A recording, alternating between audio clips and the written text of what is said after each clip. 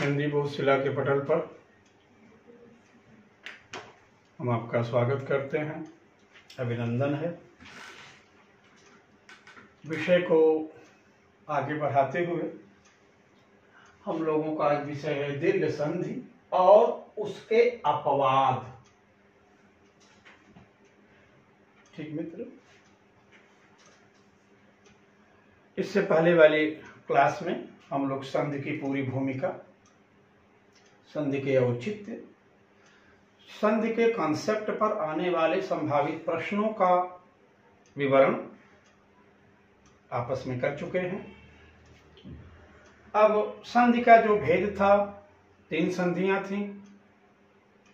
स्वर से स्वर का मेल होने पर स्वर में जो विकार आएगा स्वर संधि, व्यंजन का किसी स्वर अथवा व्यंजन से मेल होने पर जो व्यंजन में विकार आया वो व्यंजन संधि, विसर्ग का किसी स्वर अथवा व्यंजन से मेल होने पर विसर्ग में जो परिवर्तन या विकार या विशेषता आती है वो विसर्ग संधि।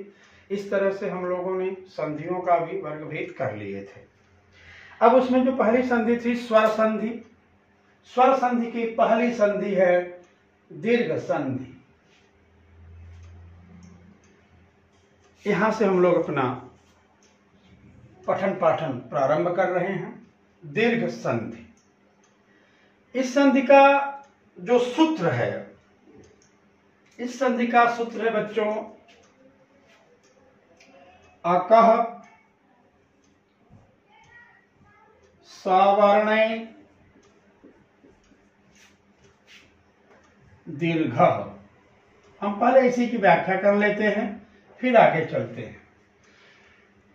एक चीज और नोट कर दे रहा हूं, उसको प्लीज आप लोग उतार लीजिएगा, क्योंकि जब तक स्वर संधि चलेगी इस चीज की बार बार आवश्यकता पड़ेगी।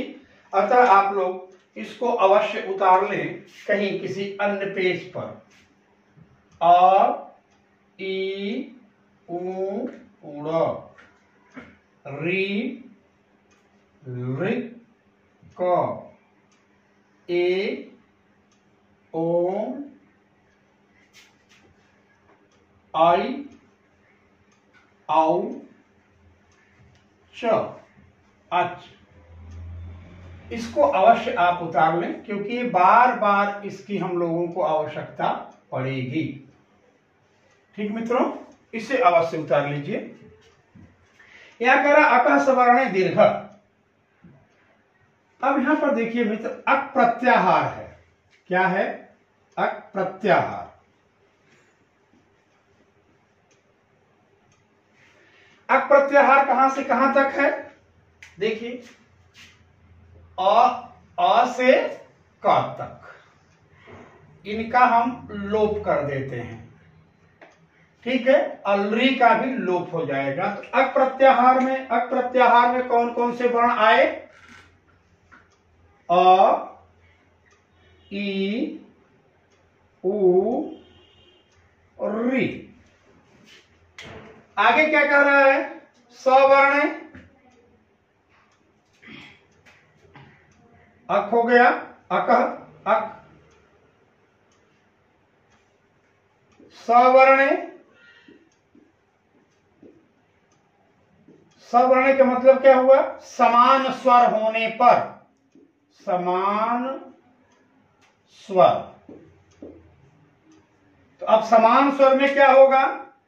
यदि यहां पर अ है तो यहां पर भी अ होगा, यहां पर ई है यहां पर भी ई होगा, यहां पर उ है तो यहां पर भी उ होगा, यहां पर री है तो यहां पर भी री होगा। आगे क्या कह रहा है? दीर्घः। दीर्घ का मतलब क्या हुआ कि अब ये हो जाएंगे आ, ये दीर्घ हो गया ना, यहां दीर्घ, ये दीर्घ हो गया। आ, ये क्या हो गए? बड़ी ई, ये क्या हो गए? बड़ा उ, ये क्या हो गए? बड़ी री। तो कह रहे अकः सवर्णे दीर्घ। अक प्रत्याहार के वर्ण यानी अ, ई, उ का सवर्ण समान जात से मेल होने पर दीर्घ, उनका उच्चारण दीर्घ हो जाता है। ठीक है मित्रों, अब इसका मतलब क्या हुआ? देखिए मैं यहां लिख देता हूं, अक प्रत्याहार के वर्ण जब समान स्वर में मिलते हैं तो उनका उच्चारण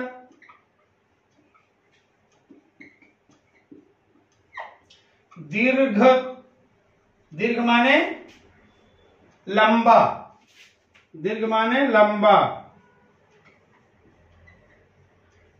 हो जाता है।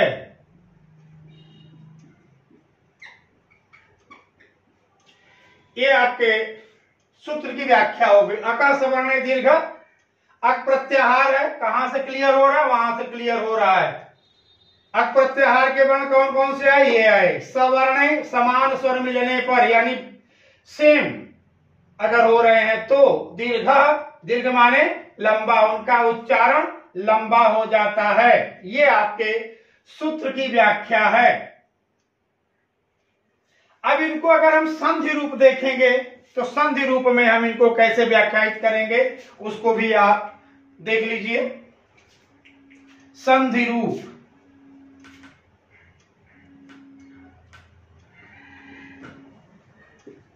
संधि रूप ये कैसे बनेगा? ये कह रहे हैं कि यदि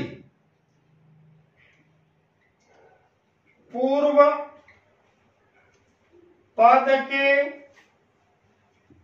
अंतिम वर्ण में, यदि पूर्व पद के अंतिम वर्ण में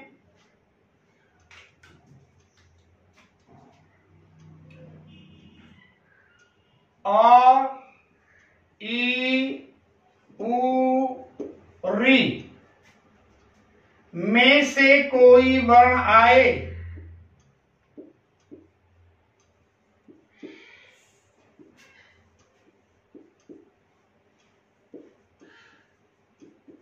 और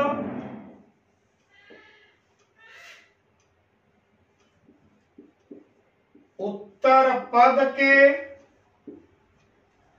प्रथम वर्ण में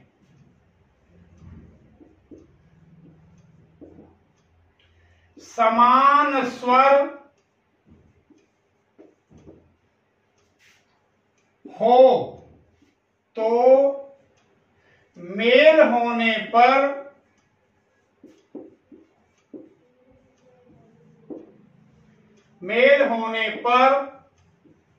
आ में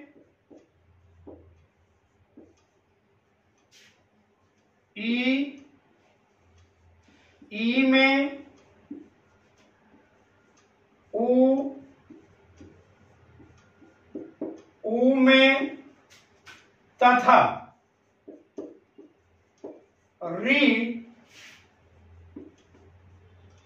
री में बदल जाता है।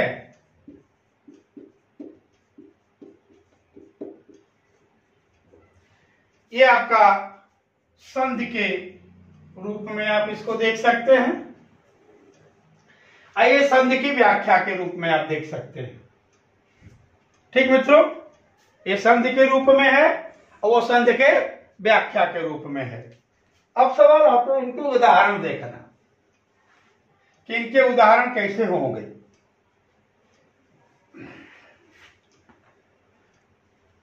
तो सूत्र इनका क्लियर, अका सवर्ण दीर्घ, अक प्रत्याहार के वर्ण समान स्वर होने पर दीर्घ हो जाते हैं। यहां पर हमने इसको क्लियर किया। संधि रूप में क्या हो गया इसको भी आप उतार लें।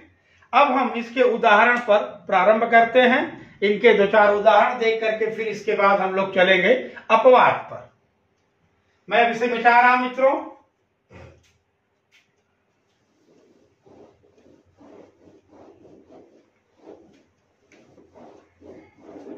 उदाहरण देखिए, जैसे हमने यहां लिखा देव प्लस अर्चन, देव प्लस अर्चन।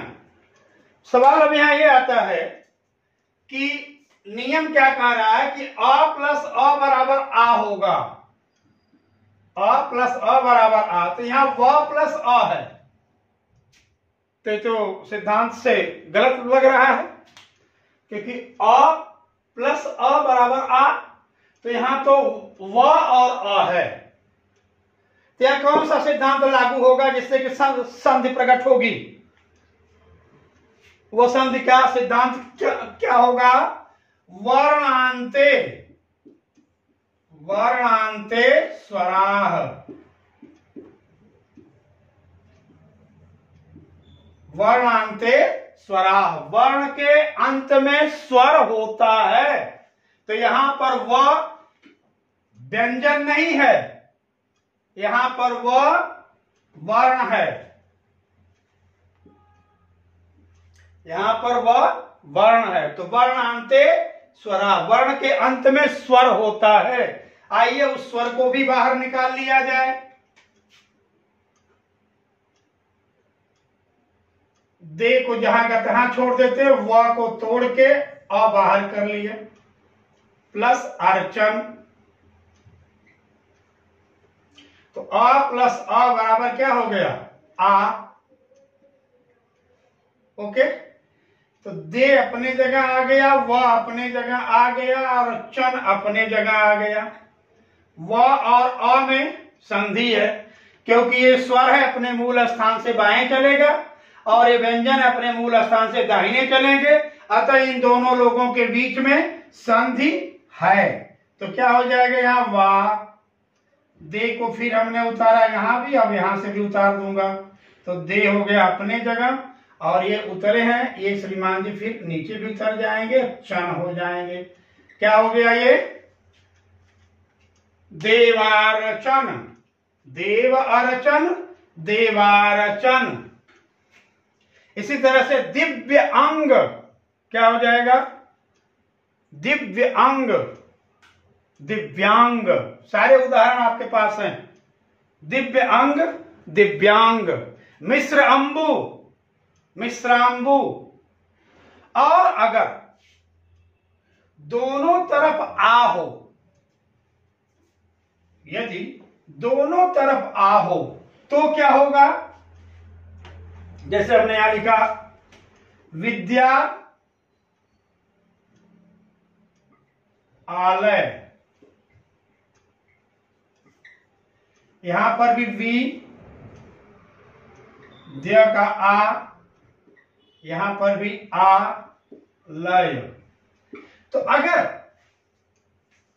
पहले से ही दीर्घ है तो उस दीर्घ को ज्यों का त्यों रख दिया जाता है, उसमें फिर कोई उठा पटक करने की आवश्यकता नहीं है। यानी आ प्लस आ होगा तो भी आ होगा। यहां देखिए, अगर आ प्लस आ है तो भी आ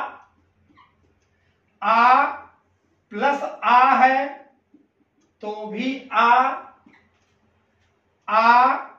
प्लस अ है तब भी आ, और अ प्लस आ है तब भी आ ही होगा। यही नियम, सेम यही नियम ई का भी होगा और ऊ का भी होगा और री का भी होगा। ये सारे नियम इसके ऊपर सेम चलेंगे। ई ऊ री का, चाहे छोटी ई छोटी होगी तो भी बड़ी ई, बड़ी ई बड़ी होगी तो भी बड़ी ई, बड़ी ई छोटी ई होगी तो भी बड़ी ई, और छोटी ई बड़ी ई होगी तो भी बड़ी ई। दोनों स्थितियों में सेम चलेगा। तो मित्रों, आपके पास एग्जाम्पल्स हैं, ये मुझे पता है। हम एग्जाम्पल पे समय नहीं गंवाना चाहते हैं, क्योंकि मुख्य रूप से हमको अपवाद देखना है, उनका विच्छेद देखना है। तो अब हम आते हैं, आपको दूसरा उदाहरण हम ई का दे देते हैं। आ का उदाहरण आपके पास है, जो आपके पास है उसको दोबारा देने से कोई मतलब है नहीं।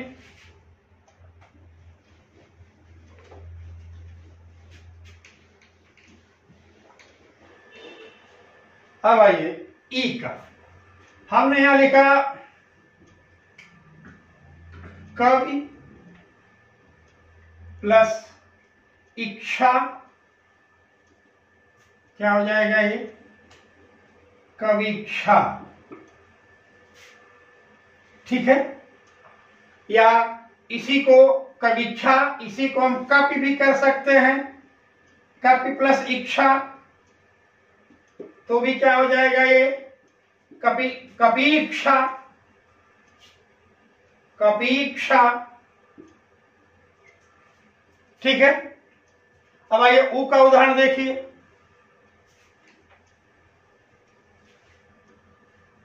लघु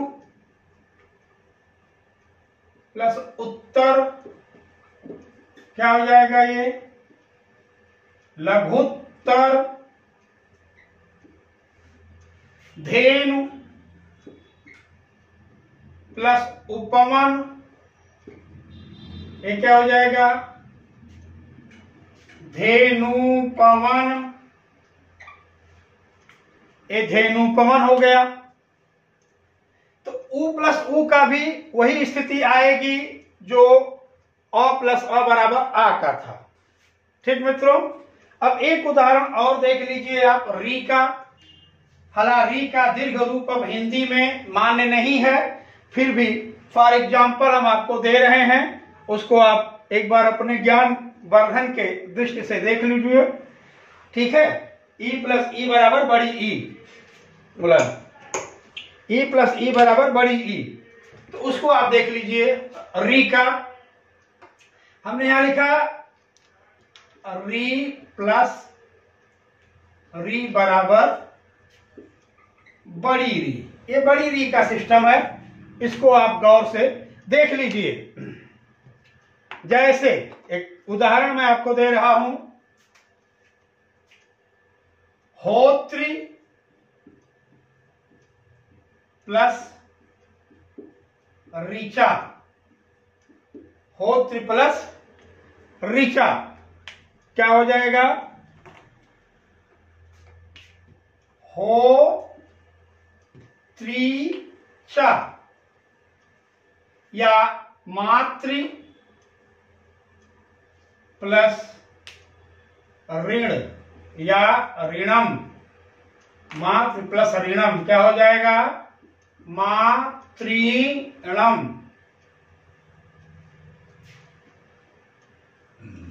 देखिए मित्र, यहां पर छोटी री, यहां पर छोटी री, लेकिन यहां पर दोनों की बड़ी री आ रही है, क्योंकि अका सवर्ण दीर्घ, अक प्रत्याहार के वर्ण समान मेल करेंगे तो दीर्घ हो जाएंगे। इस प्रकार से हमने चारों आपके उदाहरण दिए। अब यहां पर संबंधित कुछ ऐसे सवाल हैं जो मैं आपसे करने के लिए जल्दी जल्दी उदाहरण, क्योंकि उदाहरण आपके पास है, ये मुझे पता है, उदाहरण बहुत सारे आपके पास है, सब आप उसको तैयार भी कर रखे हैं। तो समय को देखते हुए हम आपको सीधे अपने मूल बिंदु पर ले चल रहे हैं। संधि आपने देख लिया कि अका सवर्ण दीर्घ, अक प्रत्याहार के वर्ण जब मिलेंगे तो दीर्घ हो जाएंगे। अब सवाल यहां पर आता है कि ये संधि तो हमने कर लिया, इसका विच्छेद कैसे करें। तो विच्छेद करने के लिए मेरे मित्र कुछ चीजें आप नोट कर लीजिए या ध्यान से देख लीजिए। संधि, ये जो संधि है हमेशा मध्याक्षर में होती है। कहां होती है, मध्याक्षर में। संधि हमेशा मध्याक्षर में होती है, यानी मध्याक्षर क्या है, पूर्व पद का अंत प्लस उत्तर पद का आदि। आदि और अंत का मेल, किसके, अंत का पूर्व पद के और किसके, प्रारंभ का उत्तर पद के। इन दोनों पदों का जो मेल होगा वह मध्याक्षर यानी मध्य में आएगा। तो संधियां कहां होती हैं, मध्याक्षर में होती हैं। संधि कभी भी पदों के पूर्व पद के शुरू में या उत्तर पद के अंत में नहीं होती। पूर्व पद के अंत और उत्तर पद के आदि में ही संधि होती है, जिसको हम क्या कहते हैं, मध्याक्षर। उस मध्याक्षर में ही हमें संधि ढूंढना है। अब दूसरा आता है सवाल कि दीर्घ संधि का मध्याक्षर कौन कौन से हैं। ये सवाल पूछा जाता है, दीर्घ संधि का मध्याक्षर बताइए। तो दीर्घ संधि का मध्याक्षर क्या क्या होगा, ये देखिए। तो दीर्घ संधि का मध्याक्षर है बड़ा आ, बड़ी ई, बड़ा ऊ, बड़ी री। इसको तो हम छोड़ दे रहे हैं क्योंकि इसका कोई हिंदी में मतलब नहीं है। अब आते हैं यहां। अब संधि का मध्याक्षर हमको मिल गया। दीर्घ संधि के मध्याक्षर हैं बड़ा आ, बड़ी ई, बड़ा ऊ। अब जब इनका हम विच्छेद करेंगे तो ये जिस प्रक्रिया से बने हैं उसी प्रक्रिया से अलग कर देंगे। अब इसको अगर हम अलग करेंगे तो क्या होंगे, ये आ प्लस अ। एक किससे होंगे, ई प्लस ई, ऊ प्लस ऊ। ये इनका विच्छेद होगा। जैसे हमने यहां पर लिखा देवार्चन। अब देखिए मित्र, ध्यान से देखिए, दे क्या है, प्रथम पद का आदि है, यहां संधि हो ही नहीं सकती, ठीक है। न उत्तर पद का अंत है, यहां पर भी संधि नहीं होगी। ये उत्तर पद का ही मध्य है, यहां भी संधि नहीं होगी। लेकिन वह क्या है, ये पूर्व पद का अंत और उत्तर पद का प्रारंभ, ये दोनों है यहां। तो हमको संधि कहां मिली, वा में। वा में क्या है, आ है। वा में क्या है, आ किससे टूटेगा, अ से टूटेगा। अब दे को उतार दिया यहां, वह आ गया यहां, क्योंकि वह का जब आ निकल गया तो ये हलंत आधा हो जाएगा। और च और न यहां उतर गया। व और अ का मेल हो गया तो क्या हो जाएंगे, ये पूरा पद मिलके क्या हो जाएगा, देव। ये पूरा पद मिलके क्या हो गया, अर्चन। क्या हो गया, वे देवार्चन टूट के क्या बना, देव अर्चन। ठीक है। इसी तरह से आप ई को तोड़ लेंगे, इसी तरह से ऊ को तोड़ लेंगे। री को तोड़ने की कोई आवश्यकता ही नहीं है, क्योंकि री हिंदी में अब कोई खास मूल्य नहीं रखता। ठीक है। अब चलते हैं हम यहां, आ का उदाहरण देख लिए। अब एक ई का भी एग्जाम्पल देख लीजिए, उसको कैसे तोड़ा जाए।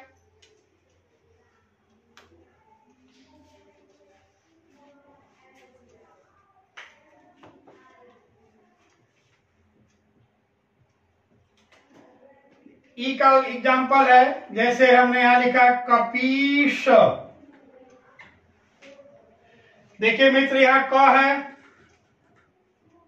मूल स्वर है, इसमें संधि है ही नहीं, और ये आदि है।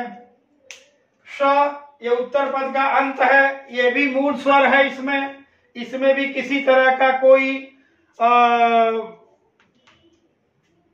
संधि नहीं है। अब हमको क्या मिला, बड़ी ई। बड़ी ई कहां मिला, या इस स्थान पर मिला। इसको हम ई निकाल लिए बाहर, कौन निकल गया है, बड़ी ई निकल गई। बड़ी ई किससे छूटेगी, छोटी ई प्लस छोटी ई से। अब देखिए मित्र, क को मैं यहां उतार लिया, क प आधा हो गया, यानी हलंत हो गया, कारण कि उसका ई निकल चुका है, इसलिए अब ये व्यंजन हो गया, यहां आ गया। इधर का अपना ई इधर आ गया और ये हो गया श। ठीक मित्रों, अब इस ई और ई को मिला दिया तो ये बड़ी ई हो गई, यहां पर क अपने जगह आ गया, प अपने जगह हलंत के साथ आ गया, स अपने जगह आ गया। अब प और स की हमने संधि कर दिया तो क्या हो जाएंगे ये पी, प और बड़ी ई बराबर पी। क अपने जगह आ गया, यहाँ क और श शेष बचा श, कपीश। इसी तरह से आप सभी संधियों का भेद कर लीजिएगा। और ये दीर्घ संधि का पहली संधि है, लगभग इस पर हर बच्चे का अपना कमांड होता है। सिर्फ उनको देखना क्या होता है, विच्छेद की प्रक्रिया में आपको बता दिया बाबू। संधि क्या है, अक सवर्ण दीर्घ, अक प्रत्याहार के समान स्वर होने पर दीर्घ हो जाएंगे। फिर कैसे टूटेंगे, संधि के मध्याक्षर में अगर हमको दीर्घ दिख रहा है तो दीर्घ को हम उसी प्रक्रिया से अलग अलग कर देंगे और ये संधि हमारी टूट जाएंगी। अब एक पॉइंट हमारा बचा कौन, अपवाद। अपवाद पर थोड़ा सा ध्यान दे दीजिए कि स्वर संधि के में कुछ संधियां ऐसी हैं जिनमें कि अपना अपवाद होता है। ये अपवाद का कारण क्या है, तो कहते हैं कि लुप्त प्रगृहा अच नित्यम। जहां प्लुत और प्रगृह हो वहां पर क्या होता है, संधि नहीं होती। यानी संधि होने की स्थिति में भी संधि नहीं करना, यह संधि का अपवाद है। ऐसा क्यों होता है, क्योंकि मित्रों कहते हैं ना कि इदे द्विवचनम प्रगृहम।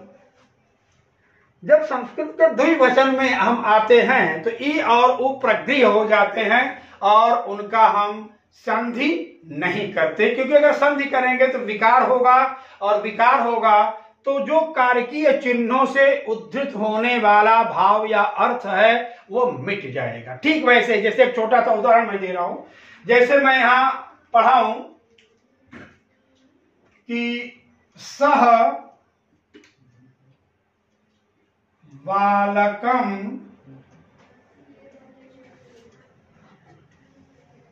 पठत। अब थोड़ा सा यहां पठत उपयुक्त नहीं है क्योंकि आत्मनेपदी परस्मैपदी उभयपदी का चलता है। अब हमको मेन झगड़ा यहां दिखाना है, बालकम या से ही करें, इसी को स बालकम पठत।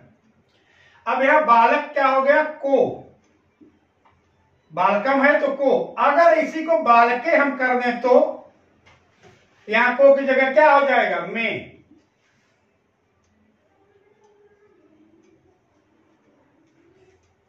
अगर इसी में हम काय कर दें तो के लिए हो जाएगा। तो यहां पर जो वर्ण बदलता जा रहा है उससे हमारे कारकीय चिन्हों से अर्थ की भिन्नता होती जा रही है। ऐसी स्थिति में अगर वहां पर प्रगृह संख्या कोई आई है तो उस प्रगृह संज्ञा के लिए हम संधि होते हुए भी संधि नहीं करते, यही संधि का अपवाद कहा जाता है। जैसे एक उदाहरण है सक अंधु।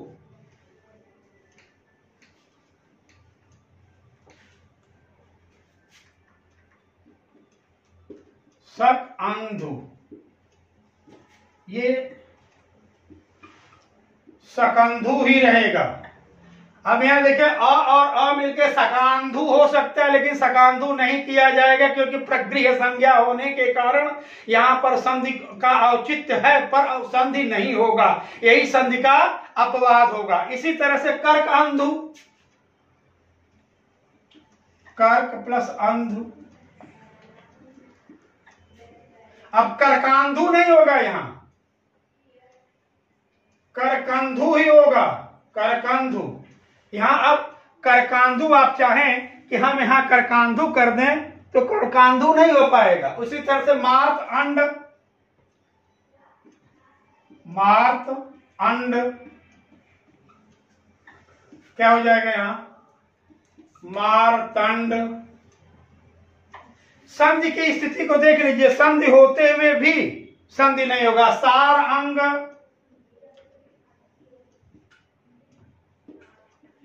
यहां पर सारंग होगा। सारांग अगर आप चाहें कि हम यहां पर सारांग कर लें तो सारांग की स्थिति नहीं बनेगी। इसी तरह से कुल प्लस अटा क्या हो जाएगा, ये कुलटा, कुलाटा नहीं होगा। तो कुछ ऐसे शब्द हमारे सामने आते हैं जिनमें संधि होते हुए भी हम संधि नहीं करते, वह संधि का अपवाद कहलाता है। ठीक बच्चों, तो संधि की प्रक्रिया, विच्छेद की प्रक्रिया, उसके अपवाद और कुछ उदाहरण के साथ हम दीर्घ संधि को क्लियर किए हैं। क्योंकि इसमें कोई खास उठापटक नहीं है, जैसे जैसे आगे बढ़ेंगे उन संधियों में हमको ज्यादा ये चीजें मिलेंगी। अतः यह सामान्य सी संधि है जिसे अब आप अच्छे तरह से जानते हो, पर उसके ये जो अपवाद हैं अधिकतर अपवाद ही देकर के पूछता है, इसलिए कुछ और भी अपवाद हैं लेकिन थोड़ा यहाँ समय के अभाव के कारण हम दे नहीं रहे हैं। इनको आप नोट कर लीजिए, अपवाद अगर कभी आए तो उनमें संधि मत कर देना। ठीक है, उनके जो दीर्घ सूत्र हैं इन्हें अपने ध्यान में रख लेना। विच्छेद की प्रक्रिया हमेशा मध्याक्षर से विच्छेद कीजिएगा। संधि के मध्याक्षर में ही संध्याक्षर होता है। संधि का मध्याक्षर बराबर संधि का संध्याक्षर, उसके मध्य के अक्षर में ही संधि होती है। ठीक है, इन बातों को गौर करते हुए आप इनको देखिएगा, इनका अध्ययन कीजिएगा। मित्रों, आज की क्लास हम यहीं पर छोड़ रहे हैं। ठीक है बिंदु, ओके।